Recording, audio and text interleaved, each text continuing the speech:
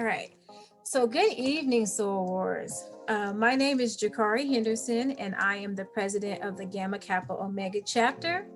On behalf of GKO, I would like to thank you all for your willingness and participation this evening.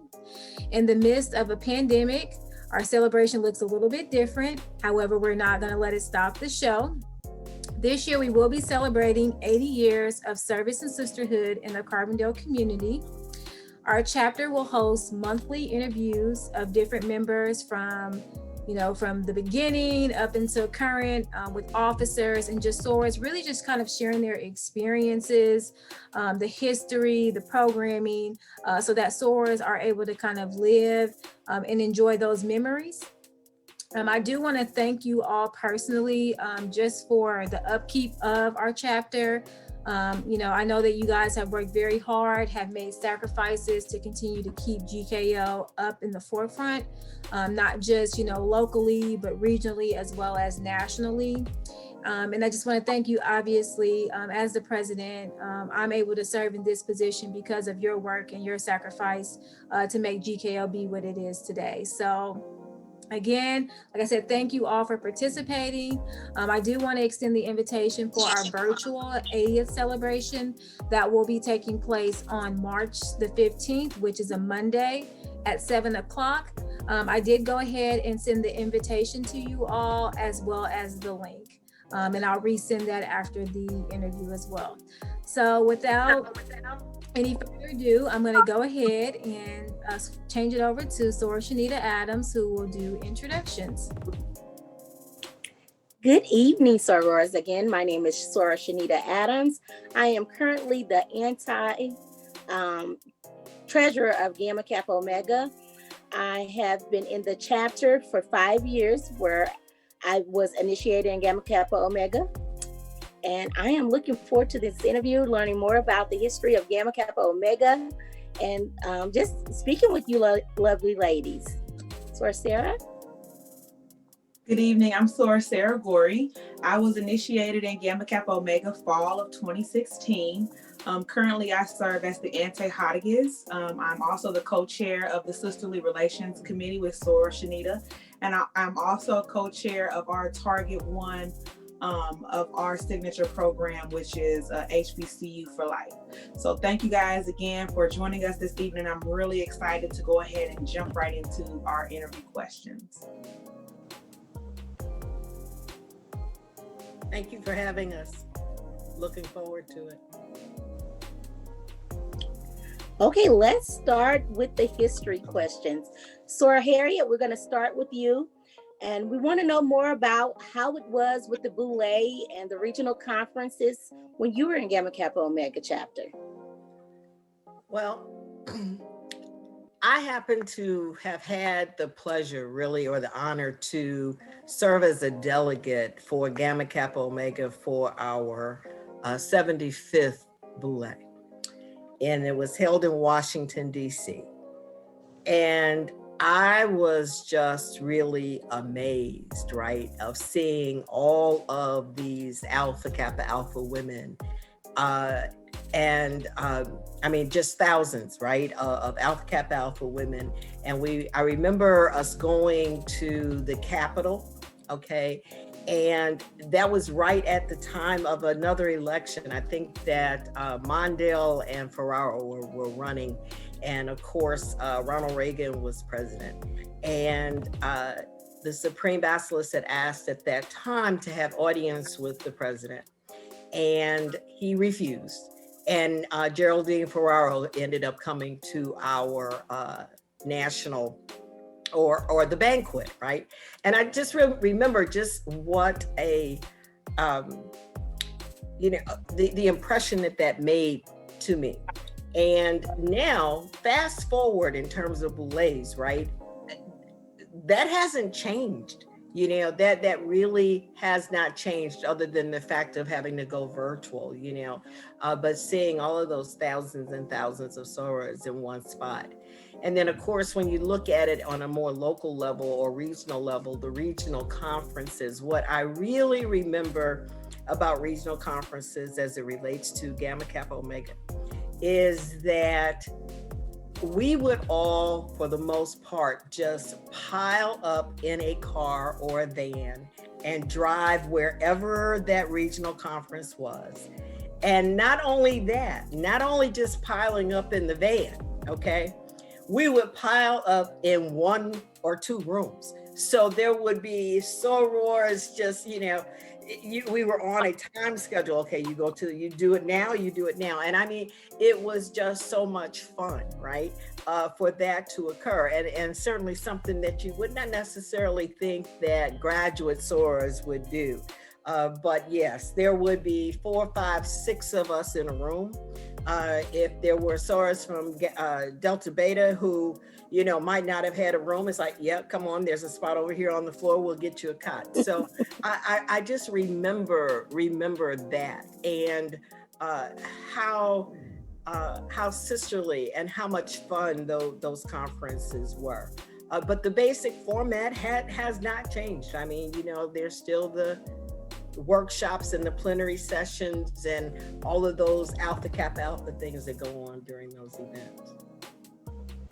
Wow, that sounds awesome. I'm going to take this time, Soror Harriet, to let you introduce yourself. I skipped that part, but we're going to go back to it so that we may know who you are. Okay. Yes, I am Soror Harriet Barlow. I currently reside in Henderson, Nevada, where I'm a member of Psi Upsilon Omega chapter here in Henderson, also a charter member of that chapter. However, Gamma Kappa Omega shares a part of my heart. I was served as Bacillus of Gamma Kappa Omega. I like to tell this story, so Joyce, you will remember that. I was nominated as Bacillus to serve as Bacillus on October 15th. And I'll tell you how come I know that, because I was in labor. Okay. And that next morning, I proudly announced to Soros, called them, and it's like, okay, well, she's here. And I was like, huh? And they didn't know I was in labor. I knew I was in labor, but anyway. So that was I started my tenure as Bacillus of Gamma Kappa Omega in 1989. And my youngest was 2. Okay. So my oldest was born on the 16th of October in 1988. And my youngest was born in July of 1990. So she was 2 when I stopped being Bacillus. But I have very, very fond and wonderful memories about my time at GKO. That's awesome. That's awesome. Soror Joyce, would you like to introduce yourself as well? Yes, I'm Soror Joyce Hayes. I'm a member of Gamma Kappa Omega chapter in Carbondale. And I became a soror in May of 1974. So I've been at it for quite a while. I've served as Bacillus back in 1985, I believe it was, for 3 years. And I've served as Camiochus for 3 different times, I believe, and Pecunius Grammatus. And I've enjoyed it. I've enjoyed it an awful lot during my time. Not as active as I would like to be, but I'm still hanging in there. And Soror Joyce, I'm just going to go ahead and ask you our next question. Could you share some memorable moments of Boule or regional conference that you have? Mm-hmm. Well, my very first Boule was right after I was initiated, and it was in New York. So the fact that I had a chance to go to New York was exciting. And then, as Soror Harriet said, to see all of those sorors there at one time, it was just amazing to me.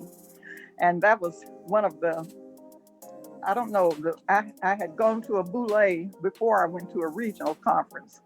And the Boule, of course, was large, nothing compared to what it was, later and what it is now. But it was the largest meeting I'd ever gone to. And sessions were filled. I learned an awful lot. You learn a lot at these meetings, but it was just to sit there and look at the sorors and watch them take care of business the way they did.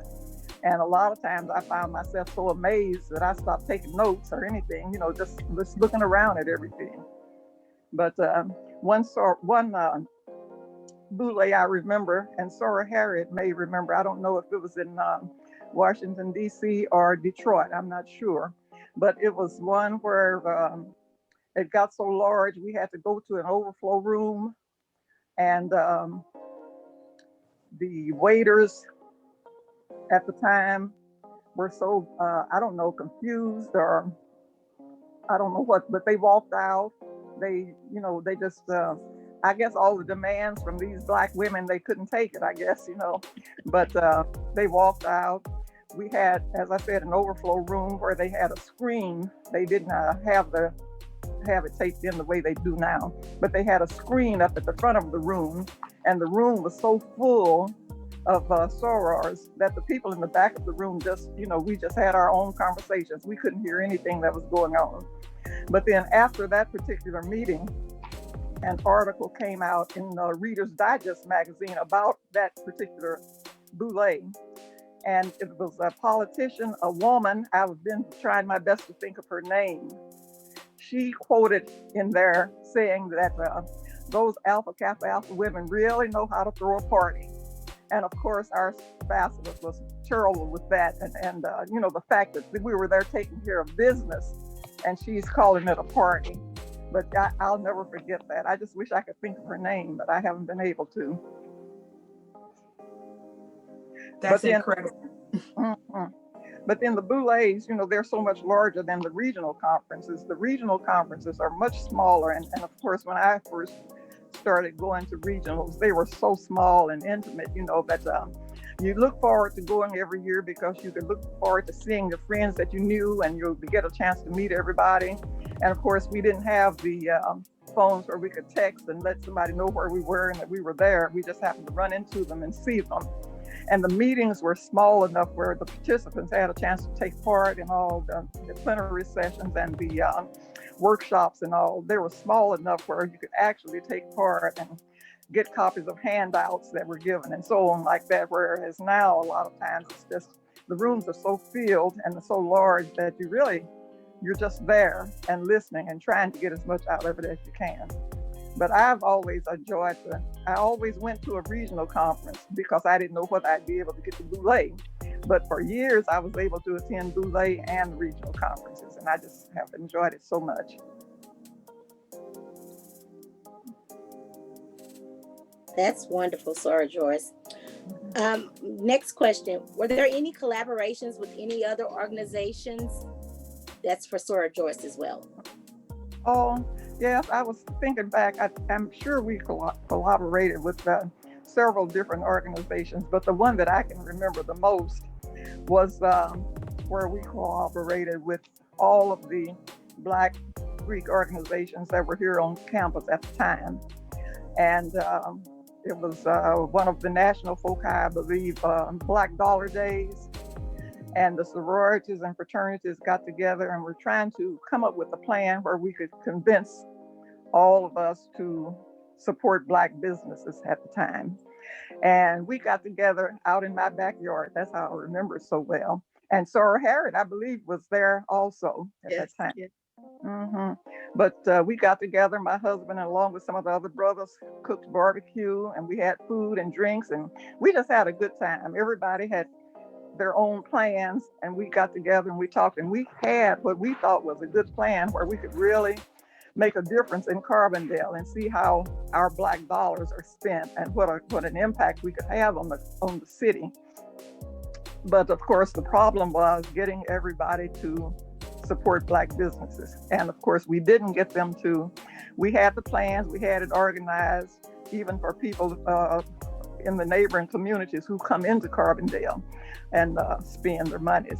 But there are some people who just didn't want to do it. They just didn't want to give up going to their regular stores and all. And so it didn't have the impact that we had hoped it would.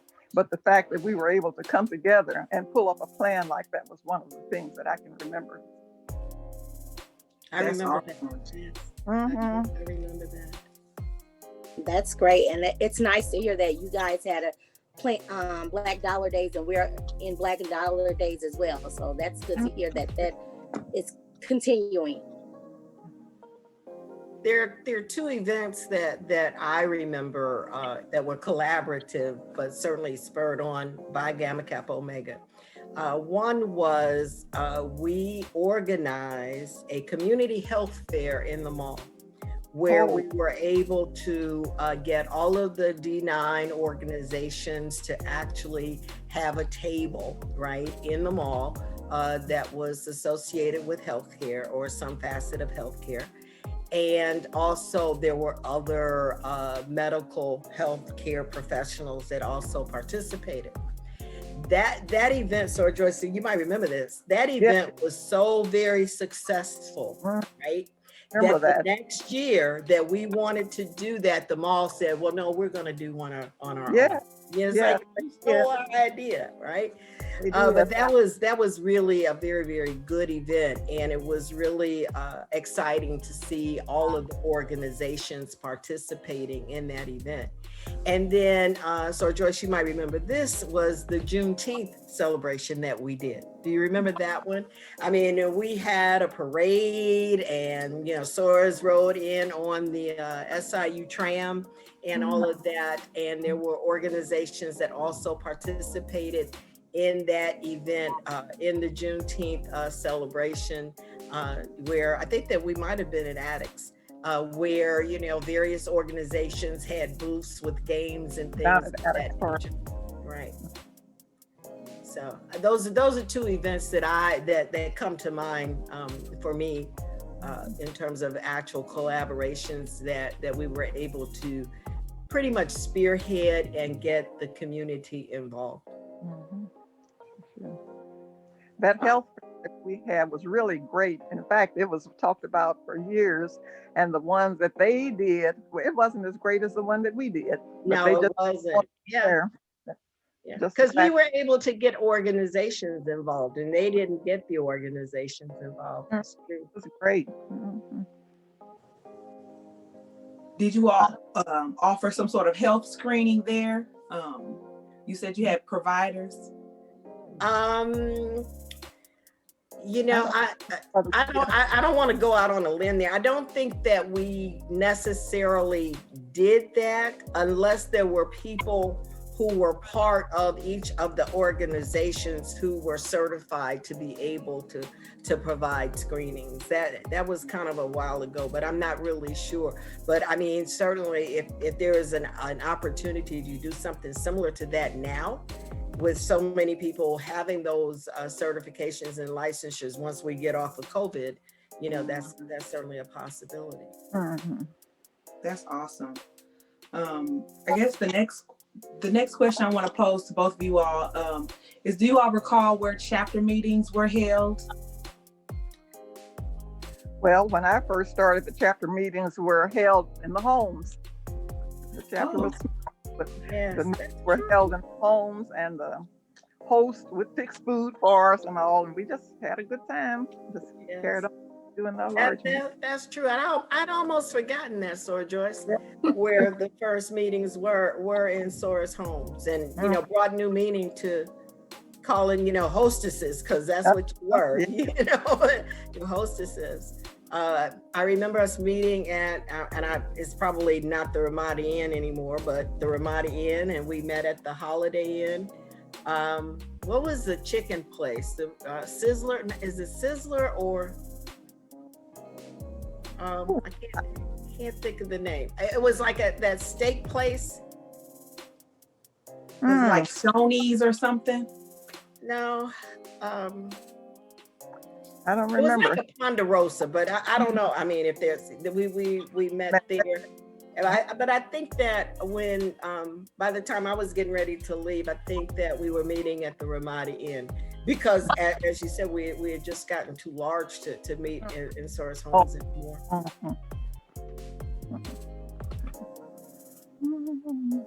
It sounds good. Well, we know that programming is a big part of Alpha Kappa Alpha. So Harriet, what was some of your signature programs during your tenure with GKO? Well, I don't know if we want to call them signature, right? But you know, there are programs that certainly do come to mind that I think that Gamma Kappa Omega has always, or at least when I was there, been known for. And certainly our public meeting that we would have in recognition, generally of Founders Day, was always very well attended, very exciting, and in my mind, probably I don't really recall any other chapters, organizations having a public meeting like the ones that GKO would have.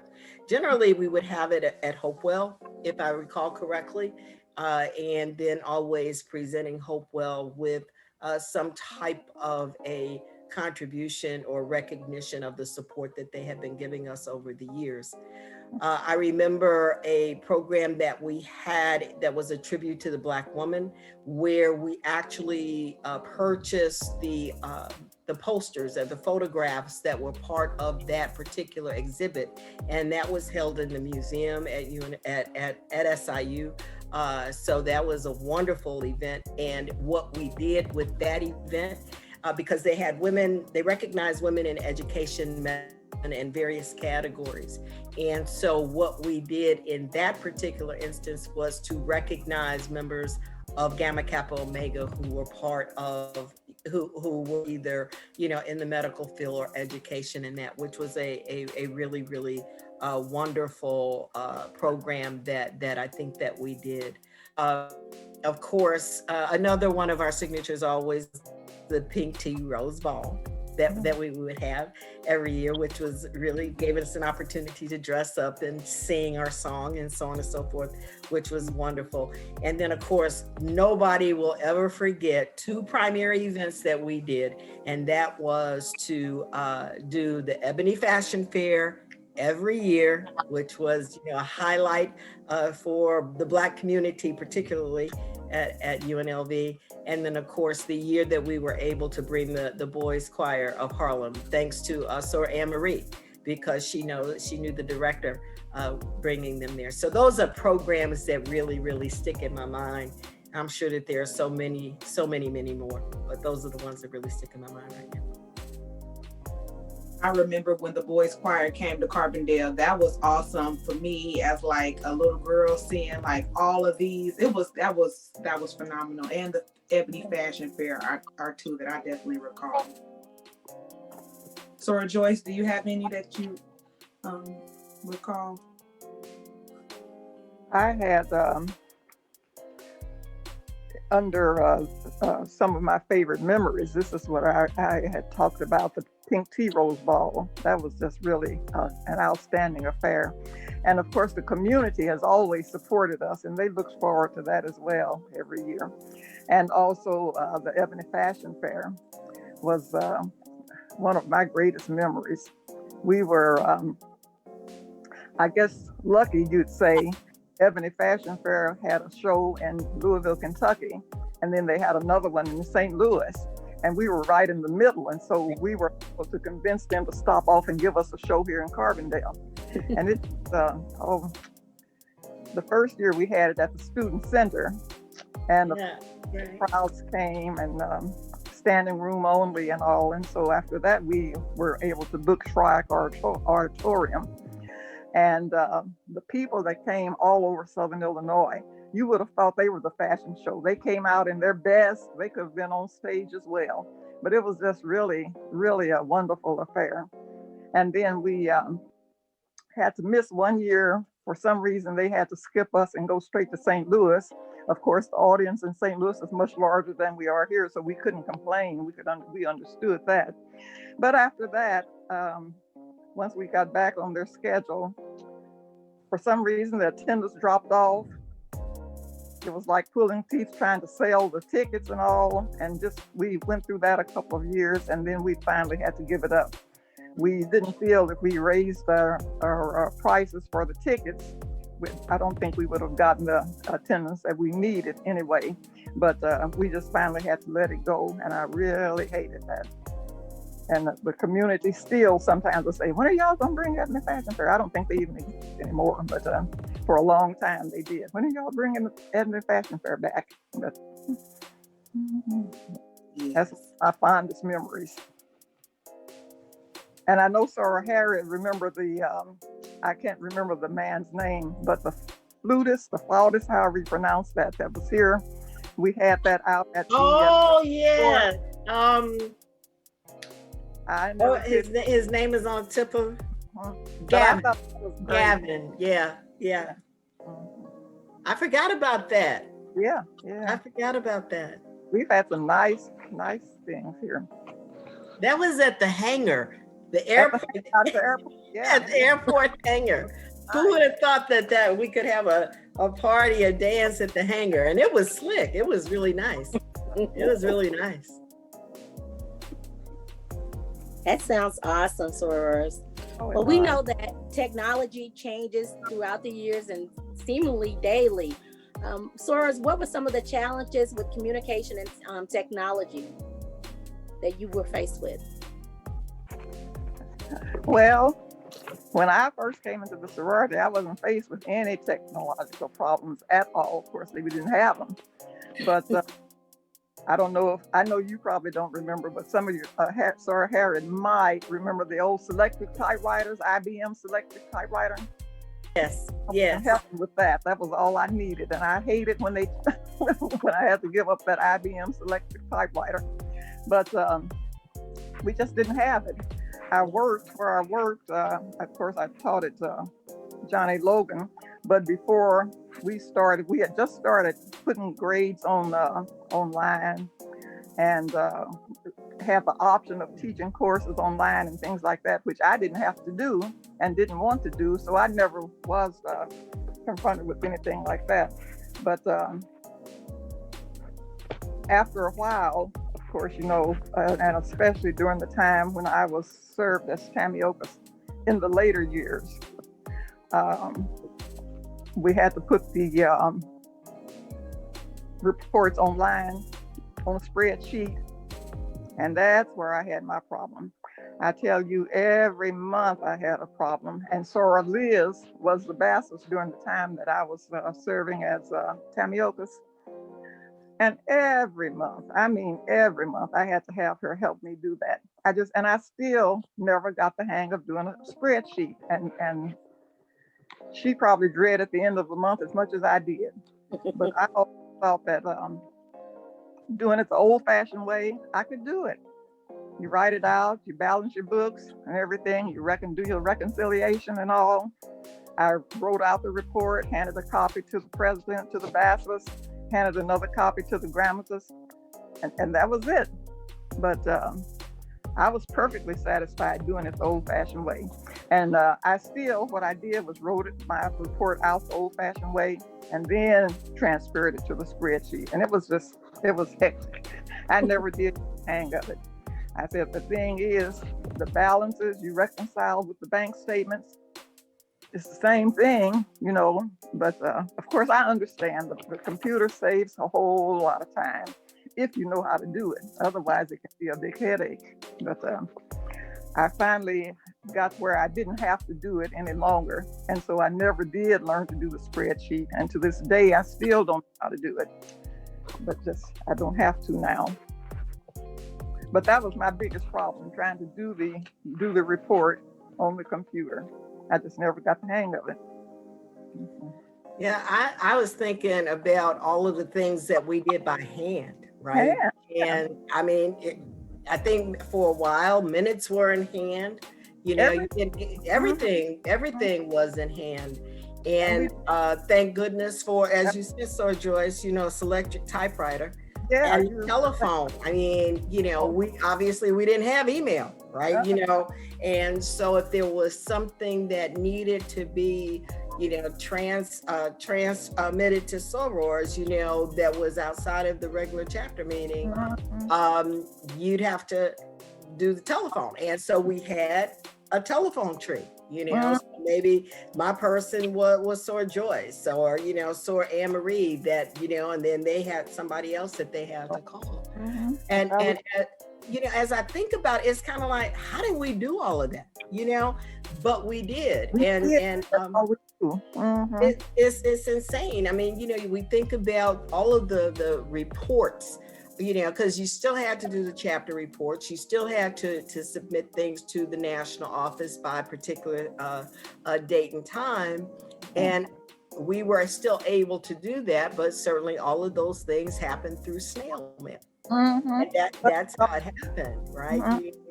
So when I think about technology back then, in many ways, it made life a little bit easier as I'm reflecting on it, right? And particularly when I fast forward to having worked with my current chapter in terms of chartering and even serving as bacheloress of that chapter. It's like now with everything being electronic, and if the electronic or technology goes kaput, then everything stops. You know what I mean? You can't move forward, or even trying to do that chapter report online. Oh my God, when thousands of people are also trying to do that at the same time. But yeah, things were a lot different when I was in Gamma Kappa Omega as it relates to technology, because it was typewriter, telephone, hand, you know. And it was a problem. Yeah.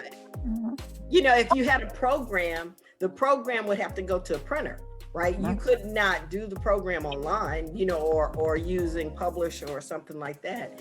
You had to actually set that up, or someone who was relatively proficient in typing, you know, actually doing that program. So yeah, those were the days. I think that's so interesting that you say that, you know, our technology is so advanced, but in some ways you say it slows us down, or it can. So that's a very interesting perspective, or just takeaway, a jewel, or a pearl, I should say. A pearl. The next question that I have for both of you all are any major takeaways or things that you've learned along the years serving Alpha Kappa Alpha?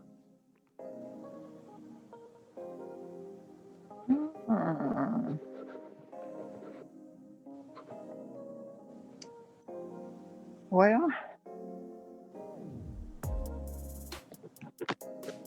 I can't think of anything in particular right now. I guess the main thing over the years is just learning to work with people, with, you know, all different types of personalities and all, and learning to be sisterly, even though it wasn't that hard for me because I had lots of sisters to start with, but just working with different people in different settings and all, and I just wouldn't trade it for anything. Looking back, I've enjoyed it all. Yeah, I agree with Joyce. I mean, I think that certainly patience is there. I mean, of course, the sisterhood that you form, right? And those relationships, that's at the top of the list, right? So coming down from that, and particularly on an individual basis, right? Then patience comes to mind, okay? Because you are part of this group that are full of dynamic women, all of whom have dynamic and wonderful ideas. And so it takes a great deal of patience to kind of help bring those into fruition, and particularly when you're in the bachelor seat. And I think that so Joyce would agree with me that when you're sitting in that at the head of that table and you're watching what's going on during a chapter meeting or committee meeting, and you're trying to, you know, pull some things into fruition, and you realize, hey, I need to be patient in motivating and bringing sorors along. I also think that Alpha Kappa Alpha has a way of teaching you humility.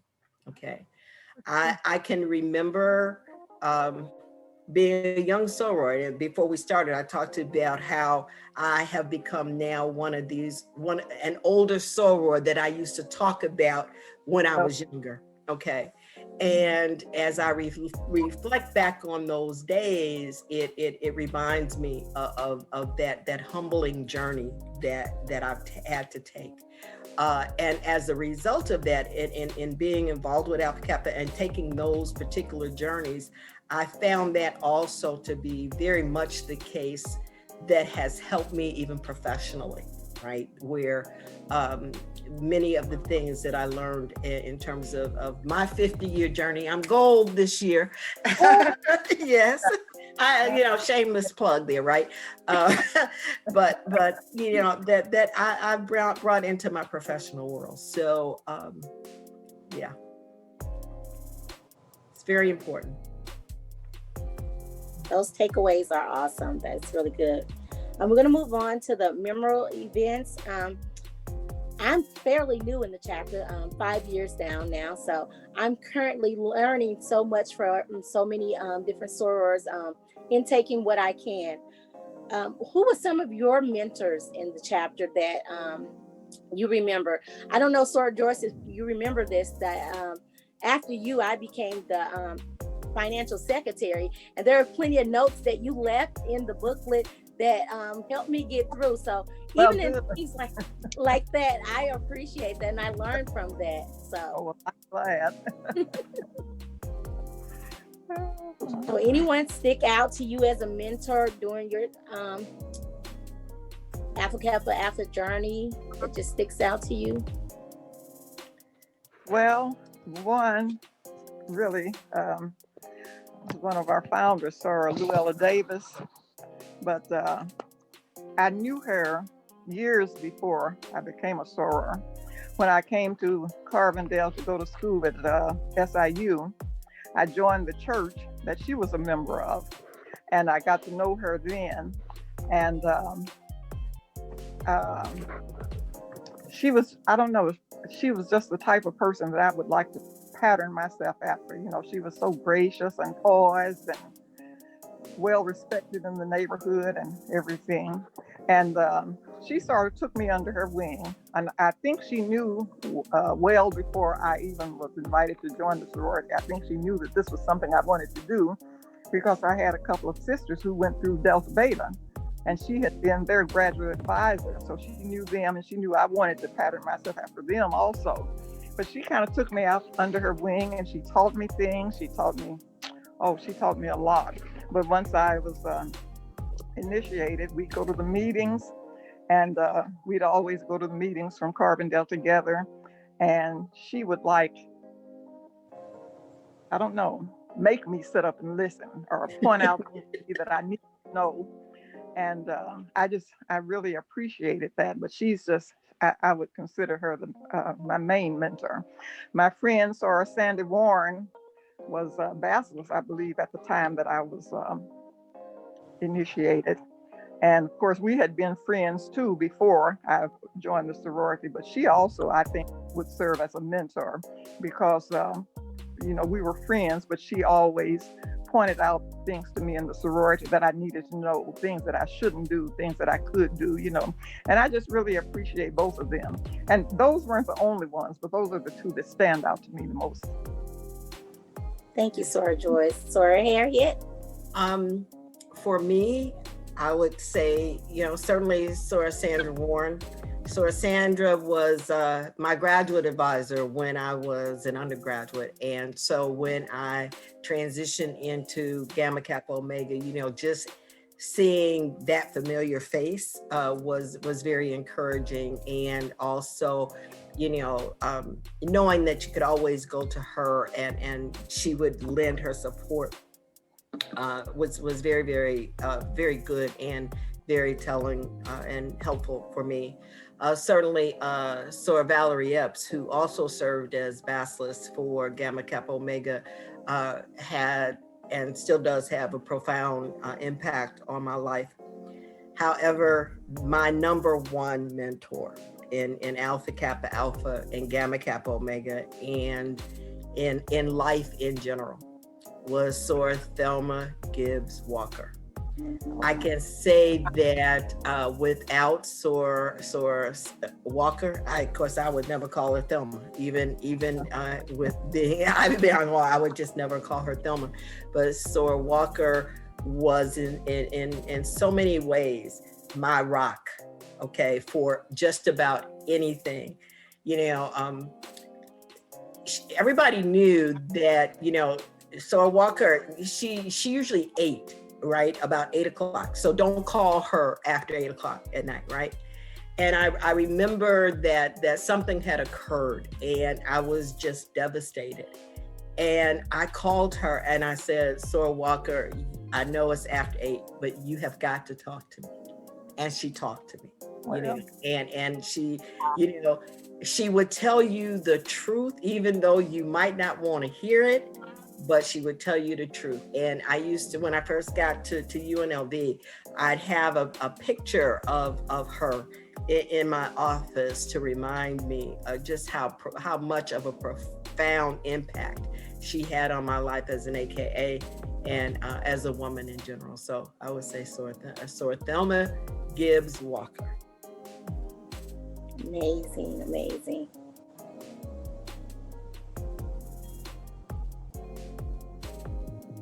Yeah, you guys, I'm so filled right now, just inspired, and I'm so thankful for the opportunity to hear all of these pearls from you guys. So thank you. Sorors, as we're approaching our 80th anniversary, is there any well wishes you would like to give to GKO? Any nuggets? Any final comments?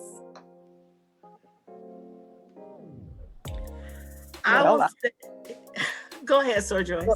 Go ahead. I was gonna say, I just like to see us carry on in the way that we're carrying it on, and just not give up, and just whatever comes up, we're able to meet the challenges and all as sorors. And I just wish us well that way, that we'll just continue in the way that we are now.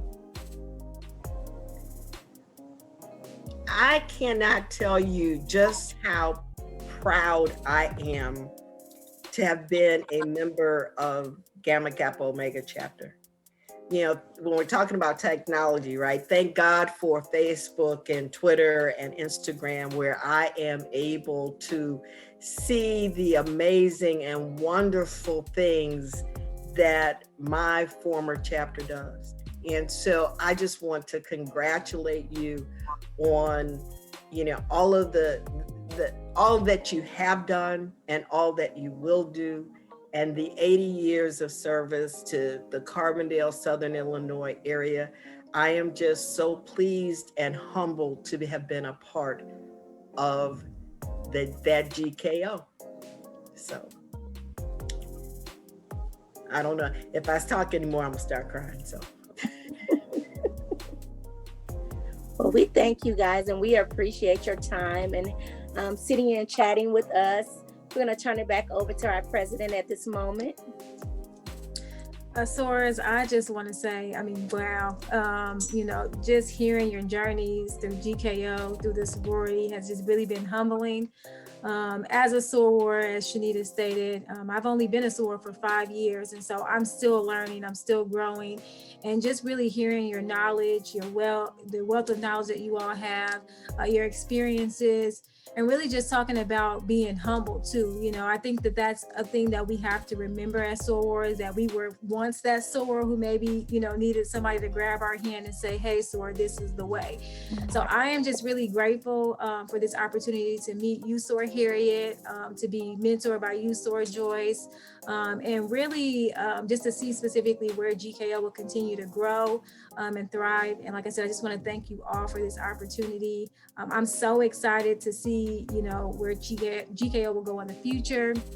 Also to just building, you know, future partnerships and relationships with all of the sorors, you know, former GKO, you know, new GKO, you know, lost pearls. We all matter, and you know, I want all of our voices to be heard as we continue to move through this virtual kind of atmosphere and this environment. So sorors, thank you so much. Like I said, I'm just really humbled. I'm just really excited to continue to learn and grow, you know, through your stories, through our current and our new history as well. So thank you all for just joining us this evening. Thank you, soror Shanita. Thank you, soror Sarah, for volunteering your time to, you know, just kind of soak in some of this wealth of knowledge and wisdom from our sorors. Thank you for having me.